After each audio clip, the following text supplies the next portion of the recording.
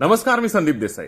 Iran, America आणि Israel यांच्यामध्ये मागल्या 24 दिवसांपासून घमासान युद्ध सुरू आहे. अमेरिका आणि इस्रायलने जोरदार इराणवर हल्ले केले आणि इराणने सुद्धा याला जोरदार प्रतिकार केल्याचं पाहायला मिळतं. आणि या युद्धामध्ये इराण सोबतच इस्रायलचं सुद्धा मोठं नुकसान झालंय, तर जगातील सर्वच देशांना त्याची झळ बसायला सुरुवात झाली आहे.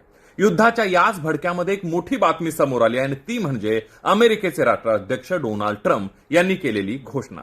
अमेरिकेचे राष्ट्राध्यक्ष डोनाल्ड ट्रम्प यांनी इराणच्या वीज प्रकल्प आणि ऊर्जा पायाभूत सुविधांवर नियोजित असलेले हल्ले तात्पुरत्या स्वरूपामध्ये रद्द केल्याची घोषणा केली आहे. अमेरिका आणि इराण यांच्यामध्ये गेल्या 2 दिवसांमध्ये झालेल्या चर्चेनंतर हा निर्णय घेतल्याचं ट्रम्प यांनी सांगितलंय.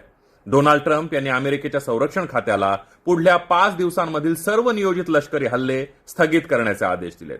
इराणसोबत सकारात्मक चर्चा सुरू आहे आणि हीच सकारात्मकता लक्षात घेता हा निर्णय घेण्यात आल्याचं डोनाल्ड ट्रम्प यांनी म्हटलेलं आहे. या 5 दिवसांच्या कालावधीमध्ये वाटाघाटी सुरू राहणार असल्याचंही सुद्धा ट्रम्प यांनी सांगितलंय आणि ही चर्चा यशस्वी ठरली तर मध्य पूर्वेतील तणाव कमी होईल असाही विश्वास डोनाल्ड ट्रम्प यांनी व्यक्त केलाय.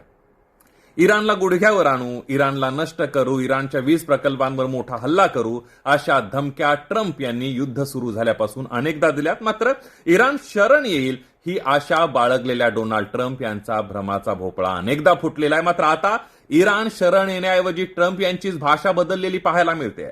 अमेरिका इराणसोबत चर्चा करतोय आणि ती चर्चा सकारात्मक होत असल्याचं कोण सांगते तर खुद्द डोनाल्ड ट्रम्प. आणि त्यामुळे इराणला नष्ट करण्याची दरपोक्ती करणाऱ्या ट्रम्प यांना इराणनेच गुडघ्यावर आणले का याची चर्चा जगभरात सुरू झालेली आहे. आणि त्यामुळे झुकती है दुनिया झुकाने वाला चाहिए असं पुढच्या काळात जर मोश्तबा खामेनी यांनी म्हटलं तर आश्चर्य वाटायला नको.